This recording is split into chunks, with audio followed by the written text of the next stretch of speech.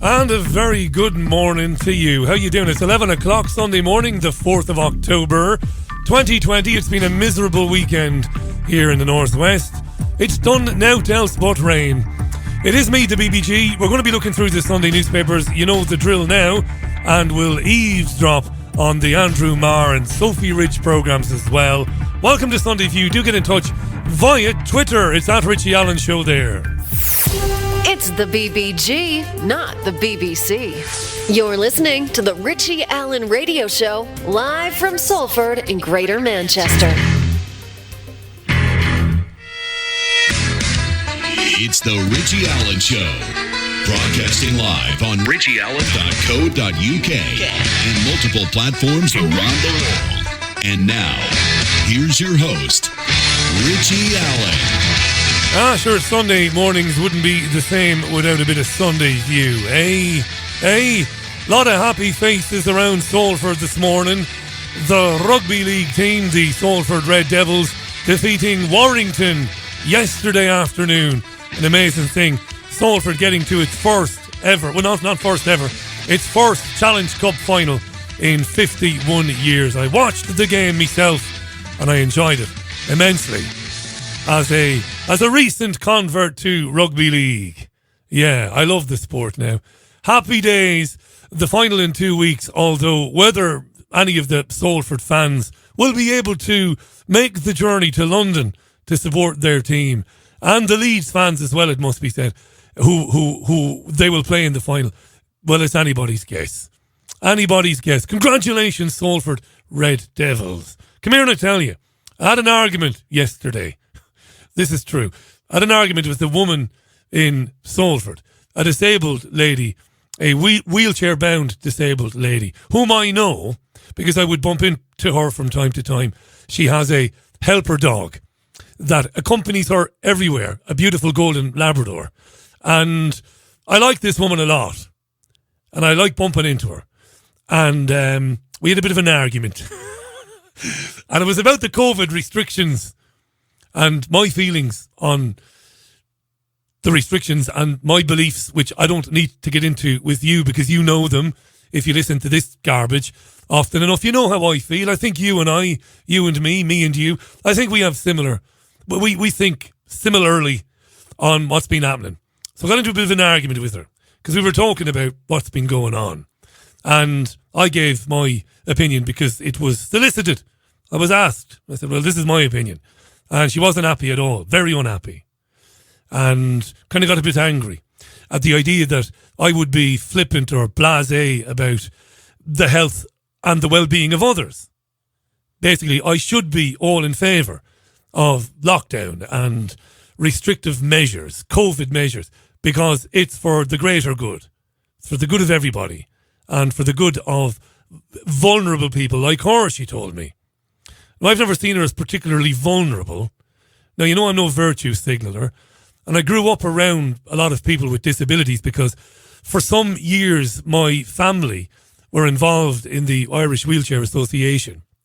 I never saw her as a victim or vulnerable. In fact, I would often see her from a distance and be incredibly moved by her attitude to life, you know. I often think of that D.H. Lawrence poem, you know, I never saw a wild thing sorry for itself. You know the poem anyway. But she got properly cheesed off because I was saying, listen, it's insane for anybody to say that the right thing to do or the thing to do is to get people, healthy people, to give up their lives, to put themselves in serious jeopardy, not only economic jeopardy, obviously, but to put them in danger from a health point of view. It's insane to declare that to be the right thing to do.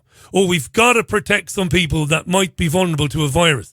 Anyway, she got properly cheesed off. We didn't part on bad terms, which is always good. We parted on good terms. But I did say one thing to her, because she said we're all in it together, basically. We have to look at that bigger society stuff. And I said, that's fine.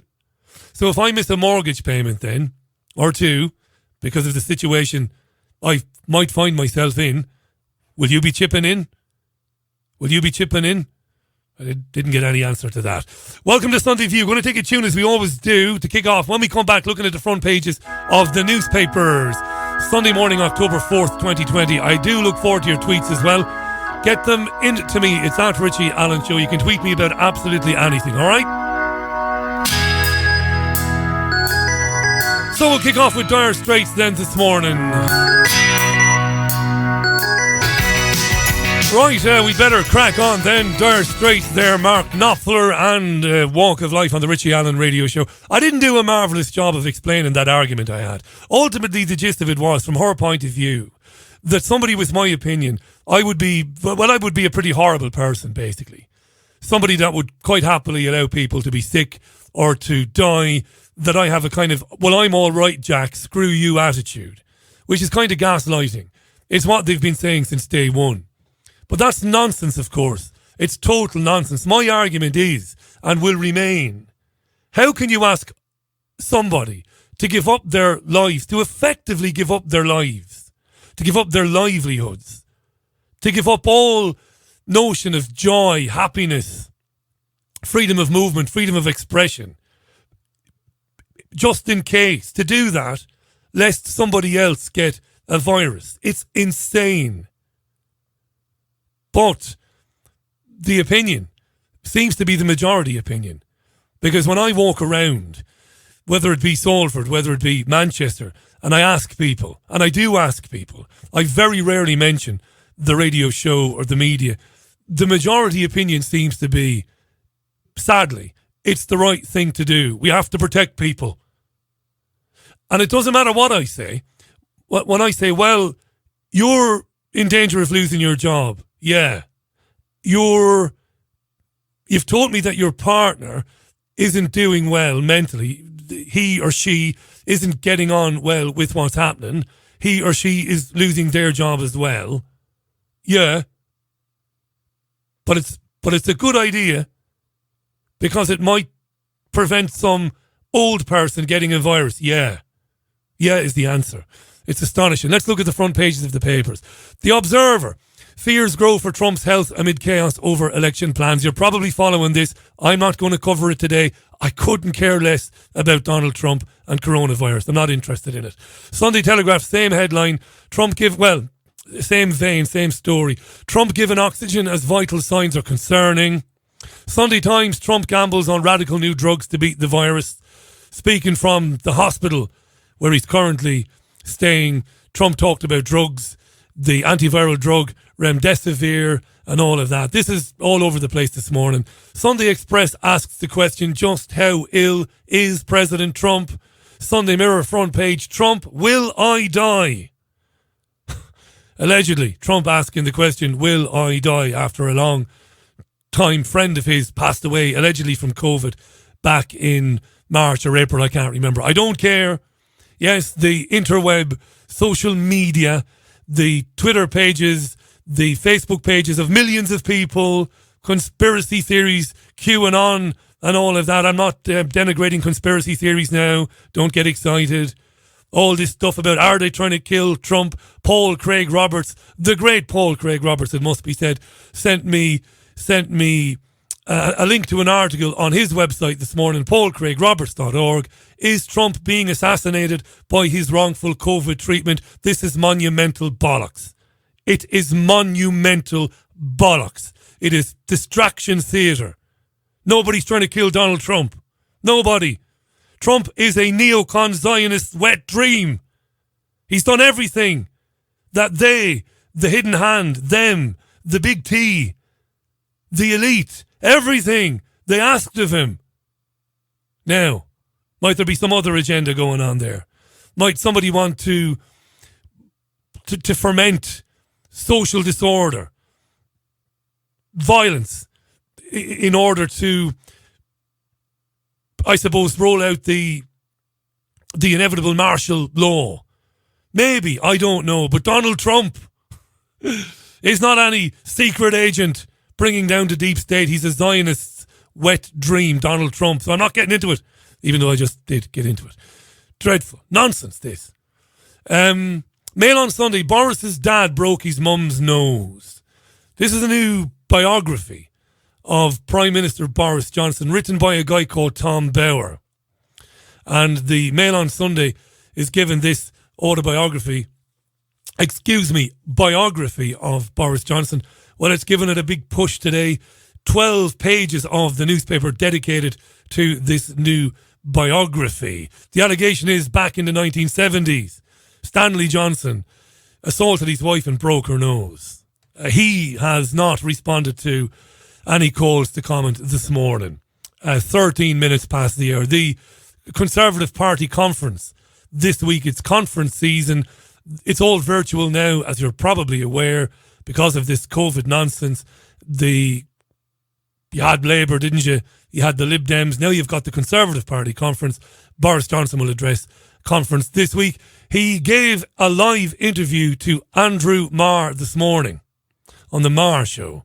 Marr's first question to Boris Johnson was to ask him what message, if any, he has for the families of those who have died from COVID. And here was his answer. Well, I have met relatives of those who have died, and my message to all of them and to all the bereaved is that they have my deepest sympathy. And I think the best thing we can do now for all those who have suffered in the course of this pandemic is to bring it to an end in the speediest possible way, whilst trying to keep our society going, keep our economy moving. And I know it's a very tough balance, but that's what we've got to do. There's another group of people, you say speedy end, looking ahead, all those people who have created businesses that they've devoted their lives to, people who have lost their jobs and don't see other jobs coming up, looking ahead at the next 6 months with something like terror. What would you say to them? And again, my deepest sympathies are with them too, because they do face, and they have faced, a serious uncertainty over the last few months. We've tried to deal with that as well as we can with a huge package of measures that everybody knows about, £190 billion worth of support already. We're going to continue to support businesses with the job retention bonus and all sorts of stuff to keep them through to Christmas and beyond. But in a way, Andrew, your first two questions have summed up the dilemma that any government faces in the course of this pandemic, and any Western democratic compassionate government. Because on the one hand, we have the imperative to save life, and it is a moral imperative to save life if we possibly can. On the other hand, we have to keep our economy moving and keep our society going, and that's the balance that we're trying to strike, and that's why we've got the package of measures now that are enforced both nationally and locally. Nationally and locally, 190 billion thus far, and that's just on trying to keep people in work through the furlough scheme and the subsequent schemes that will come into play at the end of this month. 190 billion. Think about that, and where that leads, that has to be paid back eventually, right? By who? By you. So he went on to say to Johnson, science will change the picture radically. Vaccine on the way, blah, blah, blah. Andrew Marr then says, well, it's obvious local restrictions are not working. The rates are going up in the places with the most stringent lockdown measures. Oldham, for example. Now, they squabbled about Oldham, and then they got on to Manchester. This is important, because all of these areas in the north where they've locked down, cases haven't gone backwards, they've gone forwards, or they've increased, not decreased. So they get into Manchester. Here we go. The city of Manchester, for instance, has been under restrictions since July, and the rate of infection on the 24th of July, when they went into restrictions, was 20.5 per 100,000 people, and it's now 205 per 100,000 people, nearly 10 times as much after 6 weeks, more than 6 weeks, of those restrictions. I put it to you, I don't understand why these restrictions aren't working. Do you? Well, I think that there are all sorts of factors in play, and clearly what's happened is that we've put a lot more load back onto the risk factor in the sense that we've got schools back, we've got businesses back, things are moving again in a way that they weren't during the lockdown of March and April. But we've also managed to keep hospital admissions. This is real waffle, this. And if any of you have any intention of ever becoming a broadcaster, becoming a journalist, this is waffle. He asked him a very serious question. He asked him why in those areas where the lockdown measures are the most strict, why have case numbers continued to go up? And the blonde feckin' goon is waffling. He must stop him and say, go back to my original question. Why impose lockdown measures? Why continue to do it when the evidence is that they do not work? But Maher doesn't do it. He allows them to waffle on. Much, much lower than they were at that during that period. We've managed to keep the death rate down, although, obviously we have to make sure that we keep it down. So the balance is... I didn't ask you about death rates. Go back to what I asked you. I asked you why in Oldham and in Manchester, where you've imposed the most strict lockdown measures across the country, why are cases still going up? It's black and white. It proves it doesn't fucking work. That's all he has to say. It's simple. You don't even have to have gone to university to understand that as a journalist. But he lets him waffle on. How do you ensure that places across the country continue to fight the virus effectively whilst keeping the economy moving? Having a stroke is no excuse for this either. And the way to do it, and you're gonna lean over and just shut him up and ask him to go back to the question. You're ruining people's lives in the Northwest, and it doesn't matter. 2 cases, you fucking goon. Answer the question. That's all he has to say. Shut me up at this point. But the way to do it, the most important thing, is to remember the guidance. Hands, face, space. Shoulders, knees and toes, knees and toes. Heads and shoulders, knees and toes. And Maher just sits there. Rule of 6, those are the crucial things. And also, Andrew, bear in mind that this otherwise blissfully... I have not edited that. He will not jump in, Maher. It's incredible. A freedom-loving Conservative government has imposed measures that would amount to serious fines if you failed to comply. Unbelievable. Ronald McDonald would have done a better fucking job than Andrew Maher. Wow. Astonishing stuff, right? I mean, you dream as a presenter, especially when you interview politicians. Now, I've interviewed 1,000 politicians over the years, and I hate them. I fucking hate politicians. So when an opportunity comes along like this, it's like all your birthdays coming together on the one day. I'm going to nail this creep. Maher just sits there. Lets him waffle on. And amazingly, not only does Maher not hammer him on the fact that the lockdown isn't working, did you see the Sunday Times this morning? I tweeted a link. In fact, I tweeted a photograph of the article because the Sunday Times is behind a paywall. Fair enough. No problem with that. Sunday Times is behind a paywall. I tweeted a link to an article which is massive. It's only effing massive. Does Maher bring it up? No. Why not? Why doesn't Maher bring it up? Fantastic bit of journalism in the Sunday Times. Sometimes I get people emailing me saying, you're supposed to be alternative. Why do you read the newspapers? The newspapers are part of the problem and all that. Listen.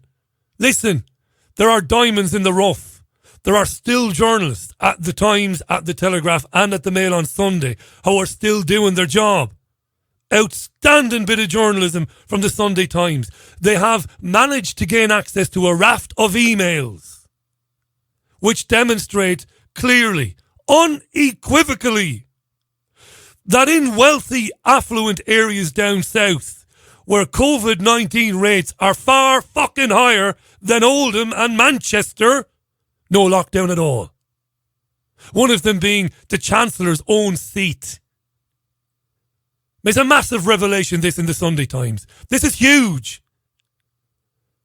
Did Andrew Maher ask Boris Johnson about that today? Fuck no, he didn't. Of course he didn't, because he'd be doing his job. Prime Minister, listen, you're not answering the question about the necessity of lockdowns. You refuse to answer me, so I'm just going to accept or take it that you haven't got a Scooby-Doo. I've asked you why cases continue to rise in Oldham and Manchester. You refuse to answer me. I'm taking it, and I'm sure my viewers are taking it, that you haven't a fucking notion. Let's move on. Why, down south, in places that are pretty wealthy, where I'm sure lots of your fucking mates have houses, where the cases are higher than they are in Oldham, why no lockdown there? Do you think Marr asked him that today? He didn't. And if you don't believe me, the Andrew Marr Show is on iTunes. It's on iPlayer. It's on the BBC iPlayer. You can watch it later on. Marr just sits there. Another open goal for the presenter. I would have annihilated Johnson this morning. He'd never have gone near the BBC again if I'd have had 15 minutes with him today. Never. Shocking revelations in the Sunday Times. Shocking. Where they live, these fuckers, no lockdown. More cases, no lockdown. And we'll come to the cases in a moment. These PCR tests and just how wretched they are. Because a BBC presenter did his job this morning. Oh yeah. Yeah. PCR testing and the fallibility of PCR testing was raised on BBC Breakfast Television this morning. I know. I nearly died myself. We'll come back to it in a minute. Jesus wept. Oh. Then Boris Johnson with Andrew Marr today addresses Let It Rip, the idea of herd immunity. You had several voices on your programme earlier, I was watching. Some suggesting we should basically let it rip. And no one said that. No one said they should let it rip. Or that the lockdowns were inappropriate, let's put it that way. The lockdowns were, and that the restrictive measures were wrong. I just can't accept that. And as Prime Minister, I couldn't take a course that could expose us to tens of thousands more deaths in very short order. And, we've got to continue. Again, he says, I couldn't take a case that would expose us to tens of thousands of more deaths in short order. Guess what was in the Sun on Sunday? Scousers, listen. Look away now if you can't hear the Sun on Sunday. I totally understand it. Listen to this. Mentioned this book a minute ago by this guy Bauer, this biography of Johnson, right? This guy Tom Bauer. He's written this book. It's being serialised in the Mail on Sunday.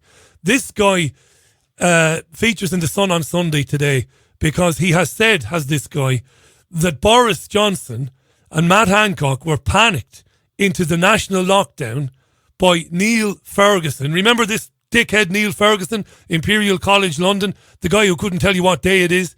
You wouldn't trust him to tell you the time in a room full of clocks. This muppet who has a career history of modelling scenarios and outcomes, and he's always fucking wrong. Neil Ferguson. We were told early on, weren't we, back in March, that Neil Ferguson thought that 500,000 people might die. No, that was wrong. You know what he was telling Boris Johnson and Matt Hancock and Chris Whitty and Patrick Vallance? He was telling them that 1.5 million people might die. 1.5 million. The Sun on Sunday has called him a bonking boffin. A muppet, right? This is the gambler, right? Bauer writes, this was an improvement on the 500,000 would die. On the 500,000 would die. Ferguson saying that his model shows that 500,000 would die. Bauer writes in his book, this was an improvement on Ferguson's earlier assessment. Between 2% and 3% would die, up to 1.5 million people. This is who they're listening to. And when Johnson waffles on today about if we open up society and try and achieve herd immunity, tens and tens of thousands of people will die, Marr should have pulled him up on that and said, well, what about all this Neil Ferguson stuff that's in the newspapers again today? But Andrew Marr doesn't. And don't think for a minute that his producer hasn't read that stuff. They have. But they're all in it together. So he's not going to ask him a single question. You to bear down on this virus whilst protecting the economy. That's the balance we've got to strike. And with great respect to some of the other voices that I heard on your show, we haven't actually had any people who attack not the policy but the consequences of the policy coming up. Wow. I mean, this is astonishing. Johnson said to Marr, just there, and you heard him, and this is on live television this morning, he said, we haven't had anybody who's come out and attacked the consequences of our policies at all. Lots of people are being critical, but nobody's offered an alternative. This is a stone-faced lie. Johnson must know this. He must have heard of Carl Hennigan. He must have heard of Sunetra Gupta at Oxford. Do you think Andrew Marr jumps in and says, hang on a second, we've actually had professors on this programme, fatty? No, he doesn't. Marr just keeps stum. Any people who attack not the policy but the consequences of the policy, we haven't had any alternative suggestions. Well, no one has come up with any better proposals that I'm aware of. My God. And again, if you don't believe me, go and get the BBC iPlayer entire Marr show when you finish listening to this programme.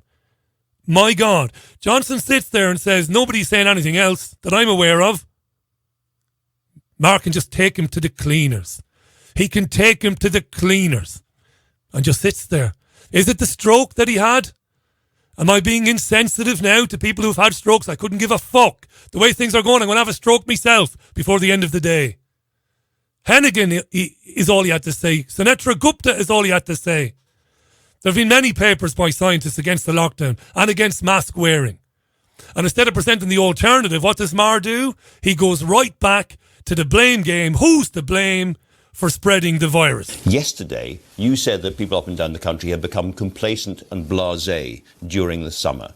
Can I put it to you that your government was paying us to go and eat out, which spread the virus, was telling us, ordering us to go back into the office, which spread the virus? If anyone was complacent and blasé, it was you. Well, look, I take full responsibility for everything that's happened since the pandemic began, of course, and the government, is trying, as I say, throughout this to strike a balance. We had to go into lockdown in March and April, and that was effective in bringing the virus down. I think it was right to reopen the economy. I think if we hadn't done that, Andrew, if we hadn't got things moving again in the summer, I mean, we would be looking at many more hundreds of thousands of jobs lost, billions, hundreds of billions more gone from the economy. And Marr continues to argue with them about eat out to help out, and did you spread the virus, did you? When you gave people discounts at restaurants to get them back out, did you spread the virus? This is the level of the BBC. This is irrelevant now. Mad. And I think it was right to support the economy, to put our arms around. But we know that eat out to help out spread the virus. Jesus Christ! You're actually witnessing. You are listening. I've never heard it. I've never seen it so bad. You are witnessing a top tier presenter on massive money fail totally and completely to do the job he's paid to do. I mean, it's absolute vaudeville. And for the future then and all the vaccines? You've talked about the vaccine, and Matt Hancock's talk about the cavalry is coming. Is the cavalry coming this year? Well, you've just ticked me off for trying to. I'm just asking for a factual answer. Is the vaccine coming this year?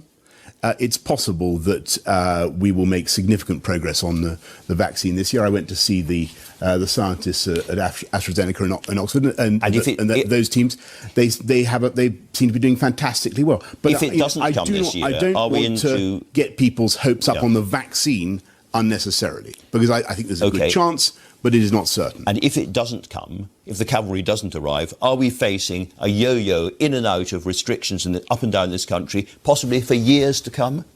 Jesus Christ. You heard that, didn't you? Yeah? I don't want to get people's hopes up on the vaccine unnecessarily, because I think there's a good chance, but it is not certain. And if it doesn't come, if the cavalry doesn't arrive, are we facing a yo-yo in and out of restrictions up and down this country, possibly for years to come? Unbelievable. Is this the future, is it?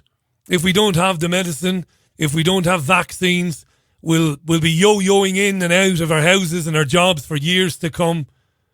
You see, he's setting him up. There's a term, anybody who's ever worked in the media, softball questions. Marr is lobbing up softball questions for Johnson to knock out of the park. Well, are we going to be yo-yoing for the next few years? No, I don't think that's going to happen. And if you talk to the scientists, they're all virtually unanimous that by the spring things will be radically different, and we'll be in a different world, because that is the normal cycle of a pandemic like this. But I also think if you look at where we are, there's so many things are better. We have better treatments, dexamethasone, remdesivir, Regeneron, all these treatments that are now available that weren't a few months ago. That's changed the equation. We will find all sorts of ways, I'm absolutely sure, particularly through mass testing programs, of changing the way we tackle this virus. But for the moment, Andrew, to repeat my central message, we have to take the balanced approach that we are. And at the same time, you are visibly and loudly losing the support of the very Tory MPs you most relied on in the past in the House of Commons and in the House of Lords. Steve Baker of the ERG, the consequences of taking away liberty to protect public health have been devastating to our society and economy by any standard. What do you say to him? Well, I understand completely what Steve is saying, and nobody in my position wants to do any of the things that we've had to do. I'm a freedom-loving Tory. I don't want to have to impose. I don't want to have to impose measures like this. Are you crazy? I mean, this is the last thing we want to do. It doesn't get any better. That's all I'm going to subject you to in terms of Boris Johnson's appearance on the Andrew Marr Show this morning. This is the Richie Allen Radio Show. The time is 27 minutes to the top of the hour. Let's have a tune. When we come back, we look at some bad news. Well, from an economic point of view, terrible news this morning about jobs in this country. Cineworld, we'll hear about that in a moment. Before that, though, a tune. Why not? Music from Blur, Phil Daniels riffing there. Park Life on the Richie Allen Radio Show. Sunday View, live Sunday morning, October 4th, 2020. Welcome to the programme. If you're just joining me, good to have you on board. Bad news, economic news, bad jobs news this morning. Cineworld is going to close in the UK and Ireland, resulting in the loss of 5,500 jobs. Yeah. Have a listen to Anne Diamond, the broadcaster, speaking to Stephen Dixon, presenter on Sky News this morning. Bad news on the jobs front. It isn't just Cineworld either. I mean, this just shows how COVID on this side of the Atlantic is still so badly affecting jobs and the way we live our lives, actually. And here you've got Britain's biggest cinema chain, Cineworld, which has 128 theatres throughout the country, is writing to the Prime Minister saying this is dire.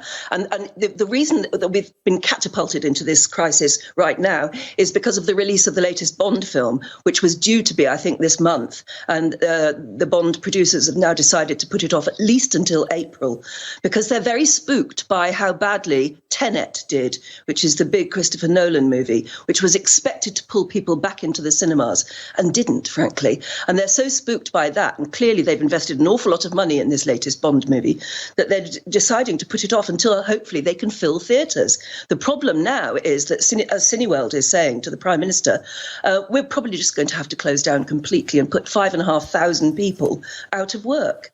It's a huge crisis, actually. Mind you, it's worth pointing out Tenet was a rubbish film. Why is it worth pointing out that Tenet was rubbish? What's that got to do with anything? Film. Yes. Very controversial. No, to be fair, I went to see that at Cineworld. I mean, it was very quiet when I went, but it was... It was quiet when you went because people have had the bejesus scared out of them by the government. And because when cinemas were allowed to open again, every second aisle had to be empty, dickhead. It had nothing to do with the film being a good or a bad film. Shocking garbage by presenters on TV this morning. It was such a huge disappointment because it had such a build-up. So in a sense, they didn't do the industry any favours with that, because what was meant to be this great film turned out to be awful. Gets worse. The whole experience of going to the movies must be very... I mean, I haven't been, actually, since lockdown. But it must be so different. It can't be as exciting or have the sort of atmosphere that you want when you go to a big movie in a big theatre. No, but there's less of a queue for the popcorn. So every cloud, every cloud. Yes, it's easy to say things like that when you're earning a couple of £100,000 a year to talk bollocks, eh? It's easy to say every cloud is a silver lining, not so much of a queue for the popcorn. Fuck the 5,500 people that are going to be on the dole, not knowing if there's anything out there for them. Lovely stuff, eh? Lovely stuff. Renowned healer Mark Bayersky travels the world to find the most unique and powerful crystals for self-healing. Since the ancient times, crystals have been used as healing tools. They hold a natural healing vibration and are highly charged in positive energy. Mark teaches how to channel the universal energy and transfer it to the crystal to activate its healing power. Each crystal is used for its unique ability to target a different physical or emotional challenge. Mark Bayersky is an author, healer, speaker, and founder of the Pure Energy Healing Academy. He shares powerful messages of inspiration and healing on his daily YouTube videos, reaching millions worldwide. Mark's crystals, healing oils, and incense sticks are most sought after by other healers.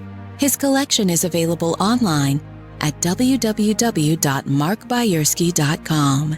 His work is presented through Lemon House, a company that creates and curates consciously made gifts. Welcome back to Sunday View. It is me, Richie Allen, the BBG. Good to be with you this Sunday.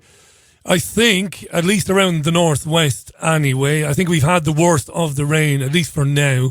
If you are planning on getting out there, I've just been looking at the forecast. It's a bit dull and a bit grim out there, but I think it's looking a bit better than yesterday. All righty. Thanks for your tweets, by the way. I appreciate them. William tweets, Richie, the hospitality and tourism industries are finished. I called it back in March, says William. You didn't have to be Nostradamus, William, but fair enough, pal, fair enough. Alan tweets, Richie, this has been done purposefully. The film industry is now geared towards the 50-inch HD LED screen. Cinema is ancient technology. That's how it's seen. Buy your films on Amazon, Netflix, etc. from now on, says Alan. Cheers, Alan. Hi to Angela. How you doing, Angela? Hi to John at JT The Game. How you doing, JT? Jason says, Richie, listening to Boris Johnson this morning, it made me think about that beach scene from Jaws, where people are just starting to go back into the water and Chief Brody starts waving his pistol around, shooting at an imaginary shark, causing the bathers to panic. Fantastic. Brilliant. That reminds me, Jason, every one of us knows somebody who's not great with trivia. Right? Very intelligent now. Very intelligent, but not great with trivia. We all know that somebody who jumbles up pop culture all the time. The future Mrs. Allen is a wonderful example of it. I burst out laughing most days of the week. I don't know, she was reading a quiz in a magazine or something. I don't know what she was doing. And she said to me, that line, she said, we're going to need a bigger boat. Where does that come from? And I said, where do you think it comes from? She said, Titanic. Is that what light taller, is it? Is that what Fred said, the lookout, when he saw the iceberg coming at them out of the dark? We're going to need a bigger boat. Jaws, love, I said. It's fucking Jaws. Jesus Christ. Let's move on. I'm in great form, actually. Big story today. Listen to Gillian Joseph on Sky News. This is a big story. I saved it for last because it's important. I want to go out on a high. Something might come of this. I don't know. Maybe it will, maybe it won't. Gillian Joseph on Sky. A record number of new daily cases of COVID-19 have been recorded in the UK. Nearly 13,000 people were classed as being diagnosed in the last 24 hours. But the government says a technical glitch may mean the real figure is smaller. Well, 12,872 cases were reported across the country in the last 24 hours, and 49 people were shown to have died within 28 days of a positive test for COVID-19. That takes the total number of deaths so far to 42,317. Lovely. So the numbers are all over the place. They're telling us that 13,000 people were diagnosed with COVID yesterday. Then they're saying that, oh, that's wrong. It's a lot less. So what's going on? Well, let's hear from Brandon Lewis. He's the Northern Ireland Secretary. What's going on? Sophie Ridge asks him. On the testing, which, as you say, is a really important, tool in our kit for trying to keep on top of the virus, a technical issue meant that 12,872 cases were added to the total yesterday. Yep. When you yourself acknowledge how important that is to work out where the virus is, where it's spreading, what went wrong? Well, this is an issue between the 24th of September and the 1st of October. Those numbers have been put in as of yesterday, which is, as you say, has had that impact on the numbers. I would say, actually, this is a testament to how focused Department of Health, public... He just waffles on. It's just bullshit. Oh, God. Yeah, so they're admitting that they're telling you one day 13,000 cases of COVID and it's probably a lot less. There's a glitch in the counting. Yeah. I wasn't jesting, by the way, when I mentioned it. I see a lot of you are finding it funny on Twitter there, the future Mrs. Allen. Good morning, Natalie. That's a true story. Yeah. From which film comes the classic line, we need a bigger boat? What do you think it is? Titanic, she says. But she's the sort of person, I've heard her before, going back many years. I do remember we were reminiscing in a group of people. It might have been in our Spain days. And we were reminiscing about television shows of yesteryear that we loved. And the French pretty much got everything that we got in Ireland in terms of American TV shows. So they got the same American TV shows, Columbo, Streets of San Francisco and all of that stuff. And I remember the future Mrs. Allen. Now, admittedly, it's kind of, you had to be there. You had to have a few drinks to find this funny. But she piped up in the middle of this conversation and she said, well, she said, when I think back, we always loved Starsky and Lacey. What kind of fuckery is this? That's what I mean. That's what I mean. We all know those people. Pop culture references. Starsky and Lacey. They missed the trick. They could have mashed up some of those shows. Cagney and Hutch. I don't know. Let's move on then. Right. The second part of that big story about cases and testing. Here it is. New research. This is in the Sunday Times, I think. Is it? This is very important. New research into the infectious potential of contaminated surfaces has forced a downgrading of early concerns that people might fall ill by touching a doorknob or a light switch. The surface issue has essentially gone away, according to Monica Gandhi, who's one of the most reputable specialists in infectious diseases in the United States. Now, this is very important, and this story has gotten lost this morning, right? We were warned about surfaces, weren't we? About the virus on surfaces. Sky News is still running ads telling us that we have to be careful about touching surfaces that other people have touched. According to the Sunday Times and Monica Gandhi, this might just be nonsense. This is important. Now, Fraser Nelson writes for The Spectator, doesn't he? He does indeed.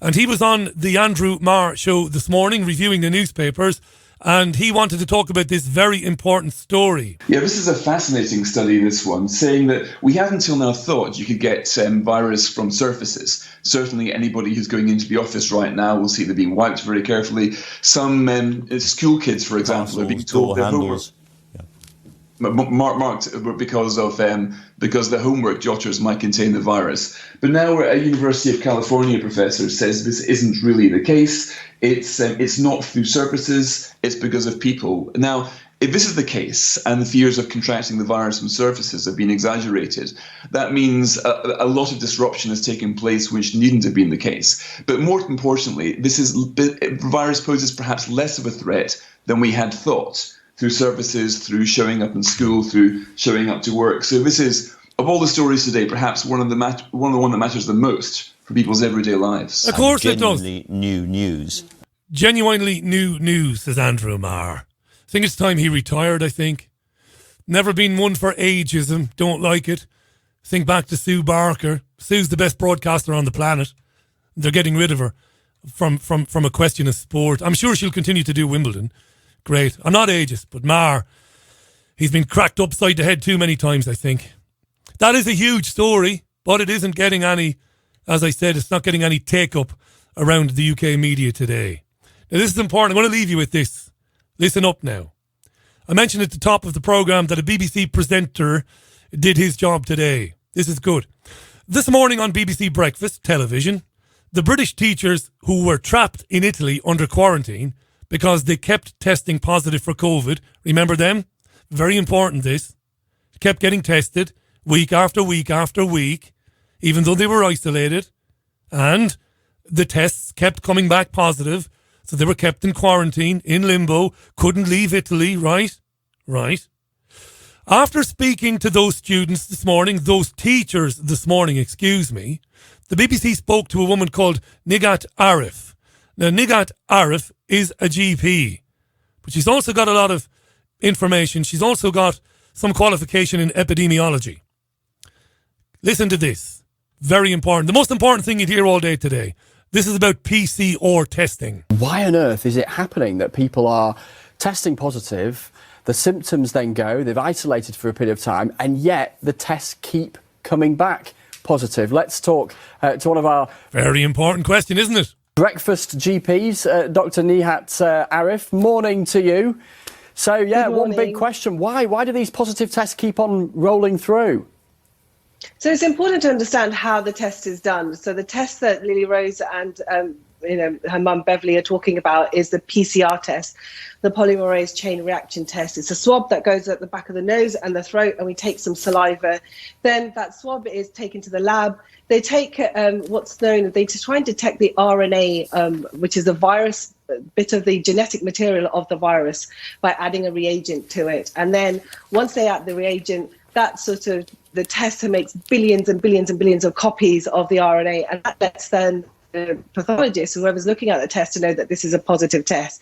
The World Health Organization and the Center of Disease Control actually a long time ago said that there are times when the test can actually come back positive even when the virus isn't alive anymore. So, for example, that's the difference. So I'll let you know. We've had this in the UK with multiple healthcare professionals. For example, nurses who I've known who've had COVID-19, the test came back positive, and then they want to come back to work, but we decided to test them again just to make sure that they were free of the virus. But then the test came back positive.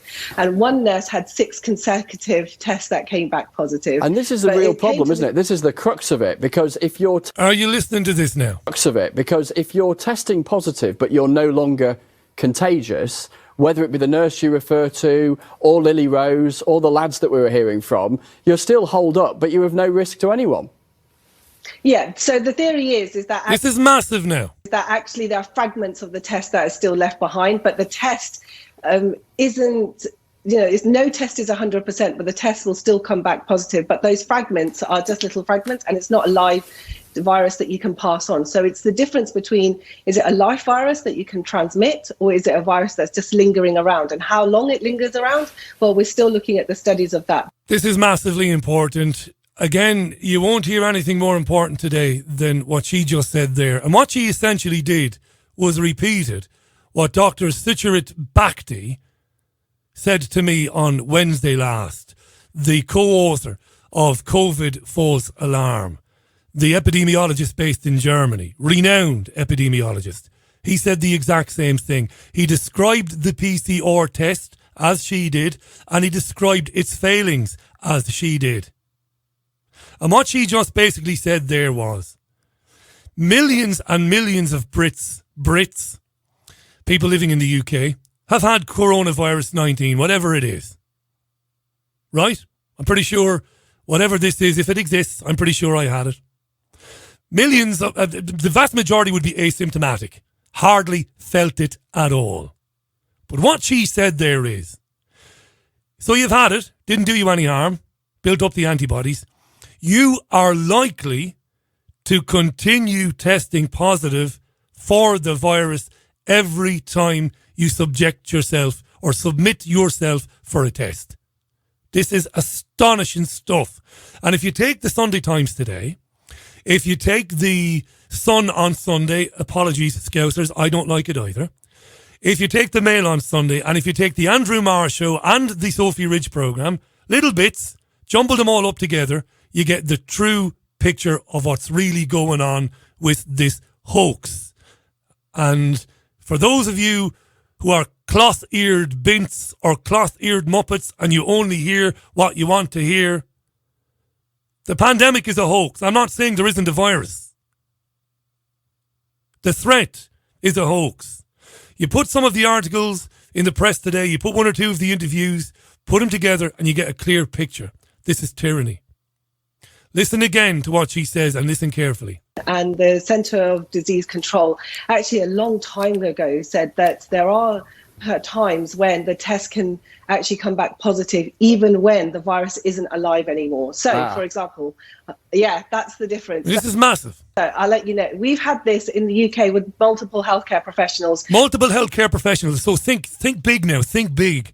Don't just think about somebody going for a test and getting a false positive. That's big. But this is really big. She says nurses keep testing positive. These are people who had the virus. Well, we're fucking doomed then, aren't we? It's no wonder they're finding thousands of cases a day. Most of these people don't have the virus, but maybe most of them did have the virus at one time or another. And as Dr. Vernon Coleman said, we've got all sorts of shit floating around our systems anyway. And Dr. Sucharit Bhakdi even, on Wednesday explained how the tests will pick up this floating shit and debris and highlighted as a positive. This is big stuff. For example, nurses who I've known who've had COVID-19, the test came back positive, and then they want to come back to work, but we decided to test them again just to make sure that they were free of the virus, but then the test came back positive. And one nurse had 6 consecutive tests that came back positive. And this is the real problem, isn't it? This is the crux of it, because if you're testing positive, but you're no longer contagious. Yes, those numbers are getting added to the daily figures, and it is the daily figures that are being used to justify the tyranny that we're living through. Make the connection. It isn't difficult. You don't have to be Alfred Einstein. Boom, boom. You don't have to be Albert Einstein. You know, if this thing is picking up traces of virus from somebody who had it weeks ago, months ago, and who's fine now, and who isn't transmitting anything, and if it's given a positive, if it's flashing red, and they're adding these numbers up every day, justifying lockdowns in Oldham and in Manchester, I mean, again, you don't have to be a genius, do you? Whether it be the nurse you refer to, or Lily Rose, or the lads that we were hearing from, you're still holed up, but you're of no risk to anyone. Yes, she says. You're holed up, but you're of no risk to anyone. Yes. And you keep testing positive. And remember, the moonshot plan. Johnson and Hancock want to make, I suppose, they want to normalise the idea of being tested for your health passport contained on your smart watch or contained on your smartphone. They envisage a future, not just for the COVID thing, but a future full stop, where we are constantly testing ourselves to green light your health passport, to give you access to things. And they're admitting it on national breakfast television this morning, that the test is not even flawed, not even redundant, but worthless. And that's the fairly shaky house of cards that this whole scam has been built upon, this PCR test. That's it from me today. I've had enough. I'm sure you've had enough as well. Back with you tomorrow, Monday, yes, and I'll be joined at 5:30 on Monday tomorrow, as usual, by Dr. Vernon Coleman, who is continuing to upload An Old Man in a Chair on brandnewtube.com. That's where to find him. He'll be with me tomorrow. I will have another guest as well. Until then, it's bye from me. Enjoy the rest of your Sunday and look after yourselves and one another. Bye now.